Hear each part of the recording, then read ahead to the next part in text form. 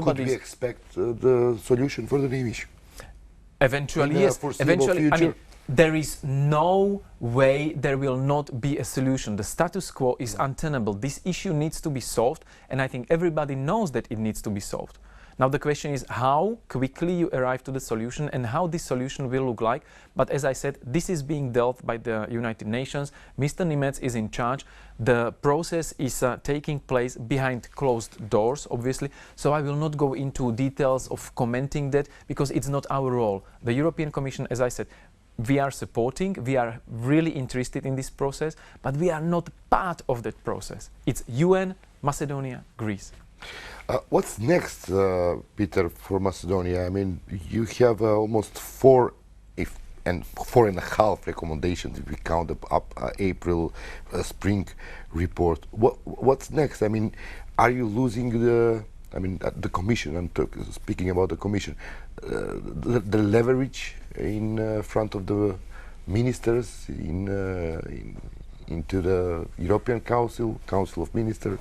This is not about leverage of the European Commission. I think our best leverage are the facts. If we have facts on the table that prove that a candidate country or a country in the accession process is delivering on its commitments and is basically fulfilling all the expectations and criteria, then I think that's the best leverage and that's the best conviction for the member states to agree with our recommendation. If there are member states who don't feel that that country in question, be it Macedonia or any other country, that country doesn't fulfill yet all the criteria. Which means that the ministers or prime ministers, yeah, for the don't believe anymore to what Commission is saying.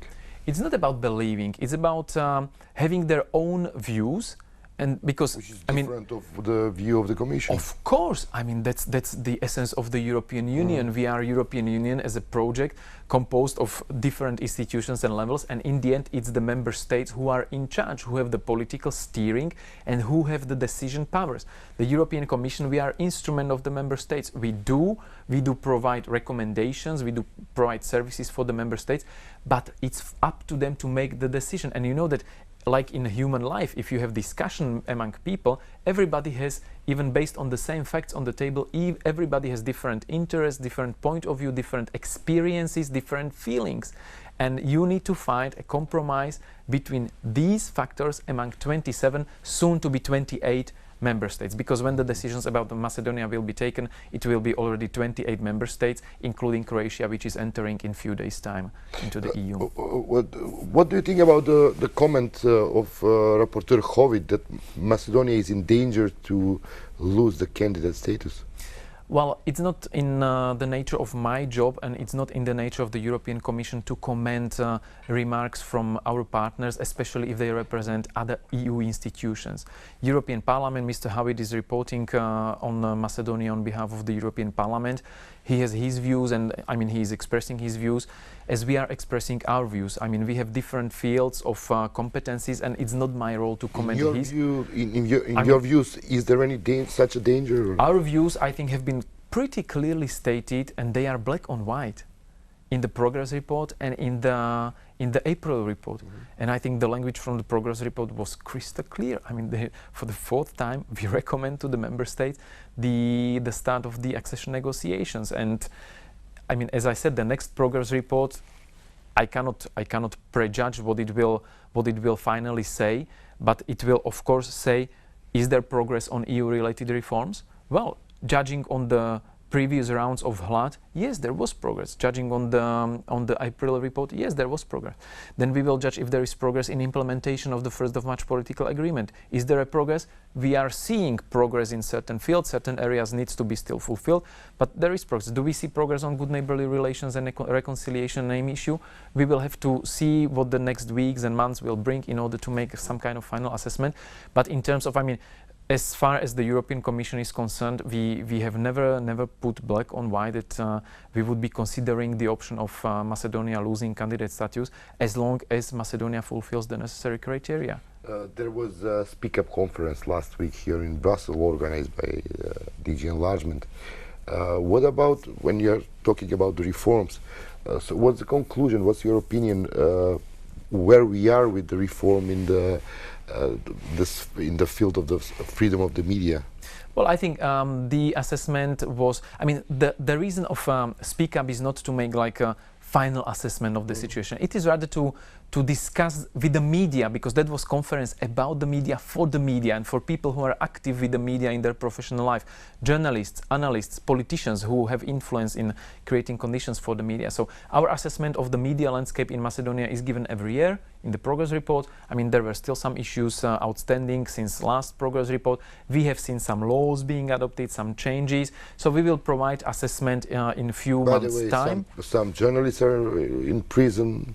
Yes, and this is the second point I wanted to raise, that the aim of Speak Up was exactly discuss these challenges and to compare what is the situation now as opposed to the situation 2 years ago when we discussed in this big style with journalists and with media. Is there any difference between the first Speak Up and second Speak Up? In terms of output or in terms of content or? In terms of improving the situation. I think there is one big difference is that after, as a consequence, 2 years ago there was no at least journalists in prison, but okay. Now in Macedonia, you mean, yes, because we have other countries where journalists are in prison. Of course, every time a journalist is jailed, we are concerned. But then we need to see whether he is jailed based on what evidence. If he gets fair trial, it doesn't mean that if you are a journalist, you can never end up in jail. I mean, if there is like strong case against you, then okay, everybody is. I mean, nobody is above the law. So if what is important for us is that the journalists are not prosecuted based on what they do as journalists, provided they stick to respecting the law and the professional standards. So by the way, the Reporter Without Border asked the Commission to ask Macedonia, the government, for an explanation. And we are asking, of course. I mean, every time, and this is the second point I want to mention regarding the speaker, that we are paying huge attention to this area, freedom of expression, freedom of media. This is part of the negotiating process, and this is part of set of few top priorities that we are really watching and assessing and seeing. As Commissioner said, if you want to see the state of democracy in a country, it's enough to look at the media index, at the state of the situation, state of the play in the media. And of course, this is being taken into account by us when we negotiate with our partners, with the official representatives, and we are telling them, look, there are some problems, we need clarifications, we need changes, this is not good, this goes against the European principles, against the European legislation, etc. When you're talking about the index, Reporter Without Borders and the Freedom House, for example, are they relevant for you? Of course. Because they are not for the government of Macedonia. Well, for the European Commission, these are all important indicators, apart from our own analysis, because we are not relying only on others.